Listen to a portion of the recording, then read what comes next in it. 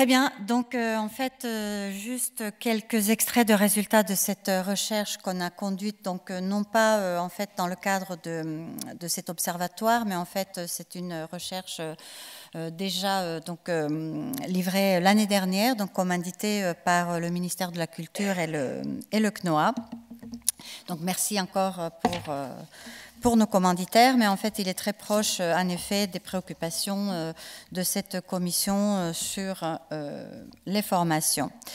Donc, très rapidement, donc en fait, c'était une étude réalisée à l'échelle nationale. Donc, toutes les 22 écoles qui délivrent l'habilitation à exercer la maîtrise d'œuvre ont participé.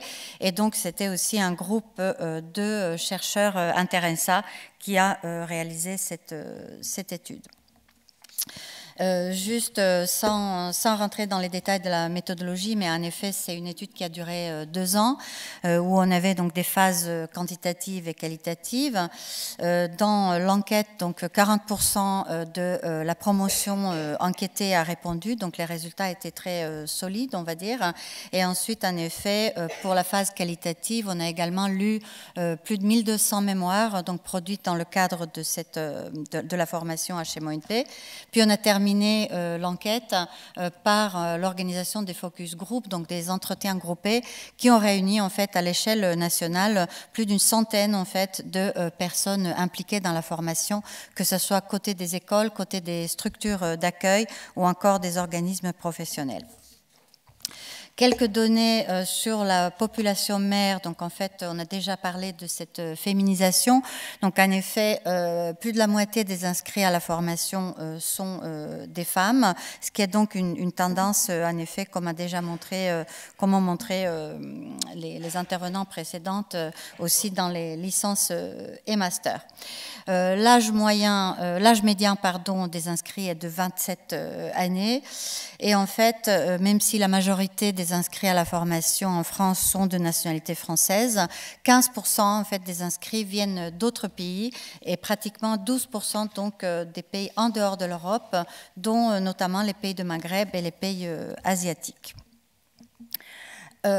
En ce qui concerne les parcours, donc là je vais très vite, les parcours des inscrits à la formation, donc avant leur inscription, on peut noter en effet que la moitié de la promotion a réalisé une mobilité à l'étranger, certains même des stages. Et puis parlant des formations, donc sans rentrer dans les détails, un ADE sur 5 a un diplôme complémentaire par rapport à leur diplôme d'état d'architecte. Donc 7% ont des bicursus, donc architecte-ingénieur, architecte-manager, ou encore, ce qu'on a déjà évoqué tout à l'heure, des formations en urbanisme ou paysage, ou encore des spécialisations. On va revenir tout à l'heure peut-être un tout petit peu plus en détail sur le moment de l'inscription en HMO des diplômés en architecture. Juste cette donnée générale, c'est qu'en fait, un tiers des diplômés d'État en architecture, donc ça c'était en 2019, s'inscrivent à la HMO l'année de leur diplôme d'État en architecture. Un deuxième tiers attend 1 ou 2 ans avant de s'inscrire, et un troisième tiers attend donc 3, 4 ou 5 ou voire plus d'années avant de s'inscrire. Et par conséquent, au moment de l'inscription, les ADE ont en moyenne 2 ans d'expérience professionnelle en dehors des stages. Par contre, en effet, pour quasiment 20% d'entre eux, la mise en situation professionnelle représente leur toute première expérience professionnelle en dehors des stages. Concernant la mise en situation professionnelle, donc qui est cette composante essentielle de la formation à la HMO-INP, la moitié en fait des mises en situation professionnelle se font dans des structures d'accueil, donc dans des agences où les ADE sont déjà en contrat. Par conséquent, la grande majorité estime qu'il est facile de trouver une mise en situation professionnelle, puisque donc la moitié poursuit en fait dans l'agence où ils sont déjà. Mais en effet, 20% ont trouvé difficile en fait la recherche de la MSP, et peut-être même plus, puisque nous, notre enquête, on a enquêté que des gens qui ont réussi à s'inscrire dans la formation, donc peut-être qu'en dehors de ça, il y a des personnes qui auront trouvé difficile et qui n'auraient donc pas eu accès à la formation. La très grande majorité des MSP se déroulent dans les structures inscrites à l'ordre, donc 97%. Les 3 autres pourcents se font dans d'autres domaines, d'autres secteurs de la maîtrise d'œuvre, donc secteur public, BET, etc. Donc sans rentrer dans les détails. Les ADE attendent de la formation HMO et notamment de la mise en situation professionnelle une appréhension le plus complète possible des différents aspects de la pratique du métier. Donc ils attendent en fait de voir toutes les phases d'un projet. Ils attendent à travailler avec l'ensemble des partenaires d'architectes, notamment l'équipe de maîtrise d'œuvre, mais aussi en fait des acquisitions dans la gestion d'une entreprise d'architecture. Néanmoins, l'étude montre qu'ils sont quand même davantage impliqués dans les phases études de projet que dans les phases réalisation, et leur implication dans la gestion des agences dépend beaucoup de la taille de celle-ci. Le modèle d'alternance de cette formation, c'est-à-dire des cours au sein des écoles d'architecture et donc cette mise en situation en structure d'accueil, est globalement très apprécié par les inscrits à la formation, et il suggère même que cela pourrait être davantage développé dans le cursus initial. Donc peut-être des pistes pour l'observatoire. Cependant, en fait, ils estiment qu'il y a peu de relations entre les écoles d'architecture et la structure d'accueil. Pourtant, l'étude démontre qu'un tiers des dirigeants des structures d'accueil sont en réalité enseignants en école d'architecture. Ce modèle d'alternance peut être également contraignant puisque, en effet, la grande majorité des ADE doivent réaliser pendant leur formation des heures supplémentaires dont peu sont payées, et certains sont même contraints à s'absenter des cours organisés dans les écoles d'architecture. Et donc, par conséquent, 15% ont déclaré de vouloir abandonner pour cause de surcharge de travail. Donc là, malheureusement, je ne vais pas pouvoir rentrer dans les détails des différentes structures d'accueil. On peut quand même constater qu'il y a des différences, en fait, dans des conditions de réalisation de leur mise en situation professionnelle, notamment au niveau déjà des contrats de travail, et aussi des salaires, mais aussi en fait sur la qualité de suivi et la nature des tâches qui sont confiées aux ADE. Donc là, juste par rapport à peut-être des chiffres que montrait la MAF tout à l'heure et ces différentes pictogrammes, on peut juste constater que les petites structures, donc de 1 ou 2 personnes, qui représentent, comme on vient de voir, plus de la moitié des entreprises d'architecture employeuses en France, sont ceux qui accueillent le moins souvent en fait, des ADE, donc seulement 6,7% des MSP sont faits dans ce cadre. Pourtant, en effet, la satisfaction des ADE dans les petites et moyennes agences est plus grande que dans les grandes, voire très grandes, puisque justement, ils ont accès à l'ensemble des phases et y compris, en fait, acquièrent des notions de gestion d'entreprise. Pour terminer rapidement cette présentation, en fait, sur les usages que font les inscrits d'ADE de cette formation à la HMO-INP, en fait, la chose la plus importante à retenir de cette série de schémas, c'est qu'en fait, cette génération HMO-INP n'est pas du tout homogène et que, en fait, les personnes s'inscrivent à la formation HMO-INP pour des raisons très différentes et à des moments très différents de leur parcours, de leur trajectoire.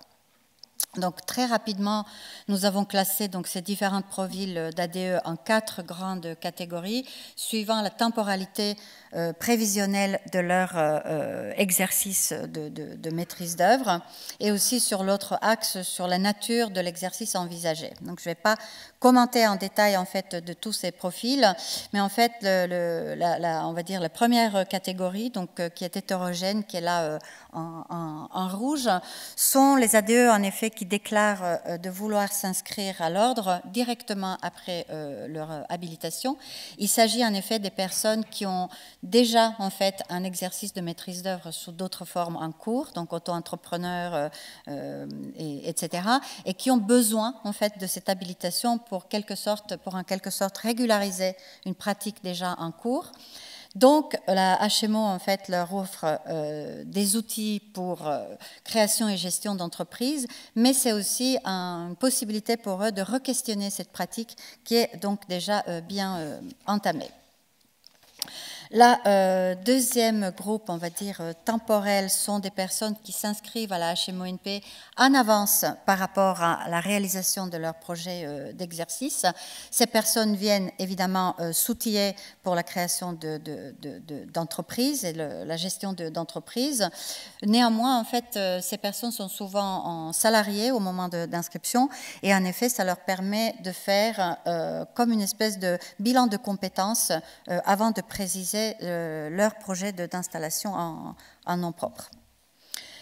Puis un troisième groupe avec une temporalité, on va dire, encore plus éloignée de l'exercice. Donc on a en effet vu qu'ils ne s'inscrivaient pas non plus tous à l'ordre le lendemain de leur habilitation. C'est un groupe en fait qui préfère l'utiliser, enfin on va dire qui s'inscrit à la HMO plutôt pour monter en compétence en tant que salarié, voire même en fait de mieux comprendre le contexte d'exercice de la maîtrise d'œuvre en France aujourd'hui, avant même de se lancer sur le marché en tant que salariés. Donc on les a appelés les ADE en posture étudiante. Souvent ces personnes évoquent en effet la volonté d'avoir le vrai diplôme avant de commencer à chercher du travail.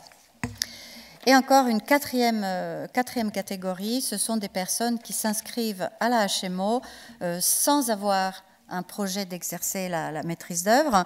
C'est aussi donc une catégorie très minoritaire, donc moins de 10%, et assez hétérogène, comportant en fait à la fois des personnes qui aspirent à une carrière dans la fonction publique, puisqu'en effet l'équivalent des PLG, donc une habilitation, est nécessaire pour l'inscription à certains concours, dont AUE, mais il comporte aussi cette catégorie un groupe de personnes en fait qui finalement après une formation HMO-NP mal vécue, souhaitent se réorienter dans d'autres domaines. Donc on a vu, donc j'ai presque fini, hein, pour ceux qui s'inquiètent pour le temps. Donc on a vu en effet que c'est le trajectoire antérieur et les raisons d'inscription à l'HMO qui influencent l'usage que font les ADE inscrits de la formation. Et on a également vu que le vécu de la formation est déterminant dans la construction de projets professionnels.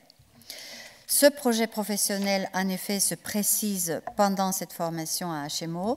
Et donc, à la sortie de la formation, 9 ADE sur 10 estiment en effet d'avoir pu préciser le projet et déclarent en effet de s'inscrire à l'ordre dans les 10 ans à venir. Donc on a vu cette temporalité en effet déjà dans la présentation de l'archigraphie. Donc un tiers est inscrit au bout de 3 ans d'habilitation et puis au bout de 10 ans, donc la quasi-totalité s'inscrivent.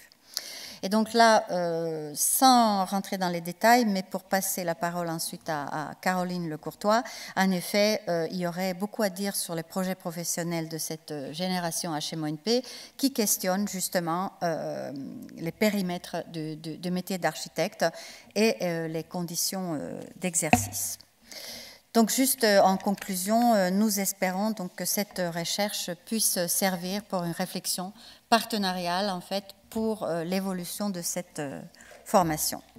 Merci beaucoup.